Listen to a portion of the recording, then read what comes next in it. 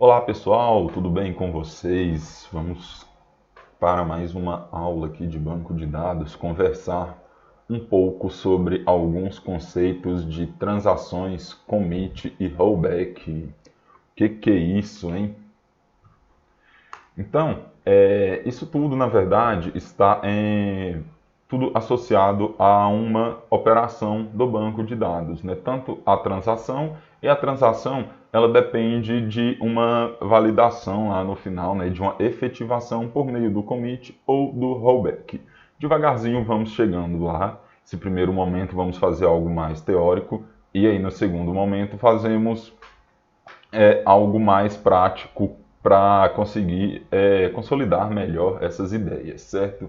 Então, por definição, uma transação é uma operação realizada em um sistema de banco de dados, tratada de maneira coerente e confiável, e ela também é independente de outras transações. Então, são transações distintas, né, que estão ali trabalhando de maneira independente. O que essas transações representam, né, em um banco de dados? Representam quaisquer alterações, então alterações de dados ali em uma ou em múltiplas tabelas. E as transações elas têm dois propósitos principais: fornecer execuções confiáveis que permitam a recuperação correta de falhas e manter um banco de dados consistente mesmo nos casos de falha de sistema. Então, você não pode perder ali a consistência de seus dados quando você tem alguma falha. No nosso exemplo prático, vamos ver um exemplo de uma transação financeira, né? Então, por exemplo, uma transferência de dinheiro de uma conta para outra, né? Se alguma coisa acontecer errado ali no meio do caminho, você não pode simplesmente perder seus dados por causa de uma falha no sistema, né? Você tem que desfazer aquilo lá e tem que manter consistente o seu sistema, né? E fornecer isolamento entre programas que acessam um banco de dados simultaneamente.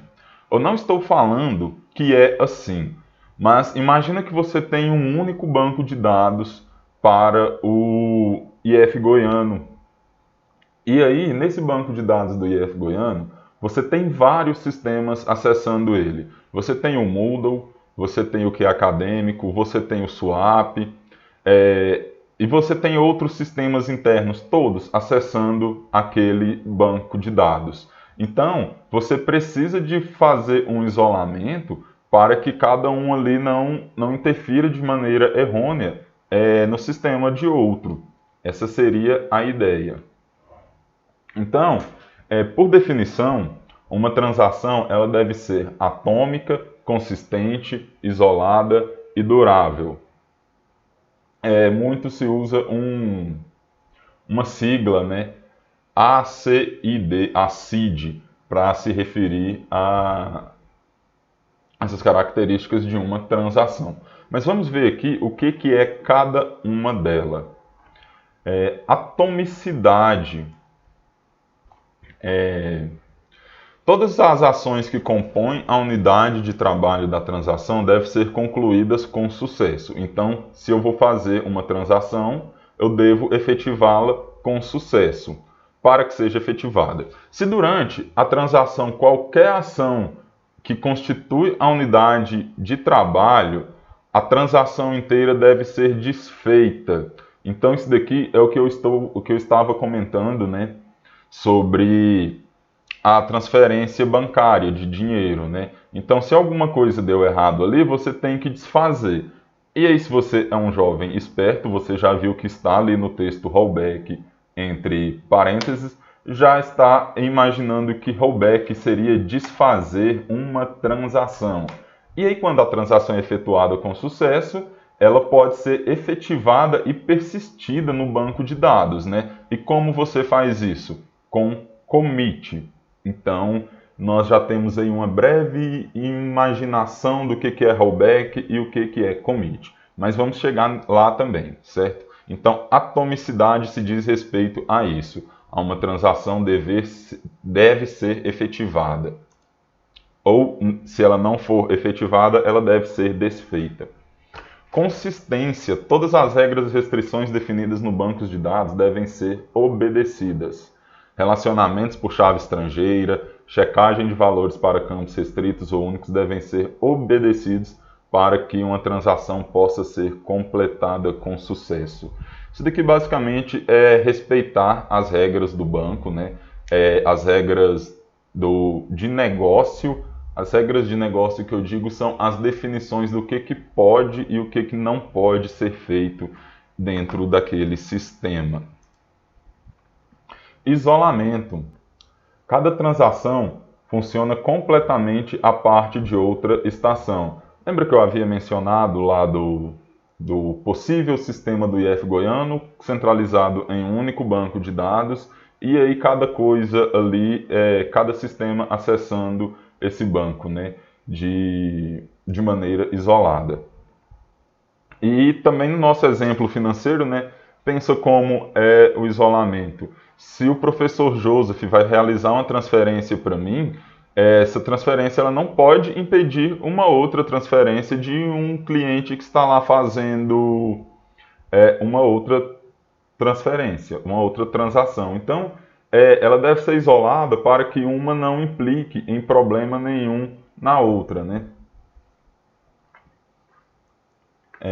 Todas as operações são parte de uma transição única. O princípio é que nenhuma outra transação operando no mesmo sistema possa interferir no funcionamento da transação concorrente. Então, isso é um mecanismo de controle. O texto está bem explicativo, né? Bem fácil de entender. E durabilidade. Durabilidade nada mais é do que você manter os seus resultados ali de maneira permanente até que uma outra transação altera.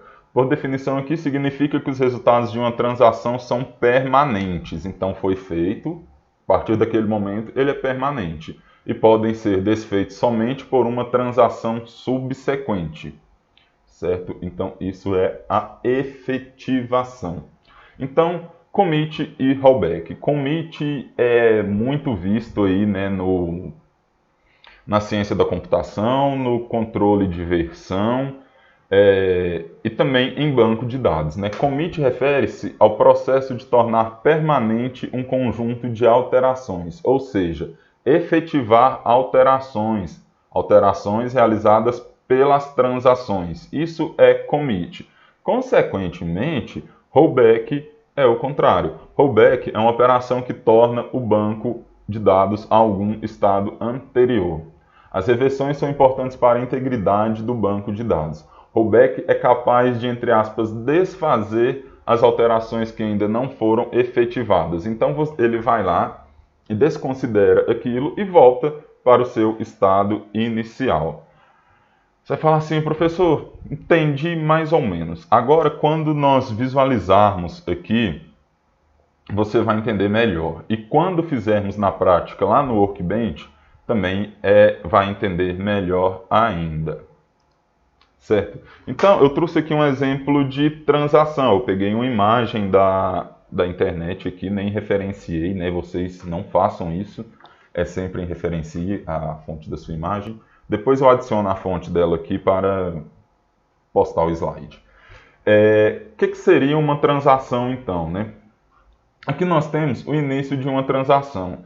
E aí suponhamos que na nossa transação aqui de transferência de dinheiro, né? Primeiro eu tenho que debitar o dinheiro da conta do professor Joseph, depois adicionar esse dinheiro na minha conta. Normalmente é assim que os bancos fazem, né? Com o Pix agora é um pouco difícil de observar isso, mas se vocês se lembram das transações por TED, por DOC, primeiro o que o banco fazia? Ele descontava o dinheiro da sua conta e aí o dinheiro caía 3, 4 horas depois na conta da pessoa. E nesse momento você tinha a impressão que o dinheiro tinha sumido, porque ele não estava nem na conta de quem transferiu, nem na conta de quem irá receber. E depois de um tempo vai lá e efetivam, validam essa transação e o dinheiro é inserido na conta. Então, não sei se vocês já tinham parado para perceber isso, mas uma transferência bancária são updates rodando em banco de dados, são atualizações de banco de dados.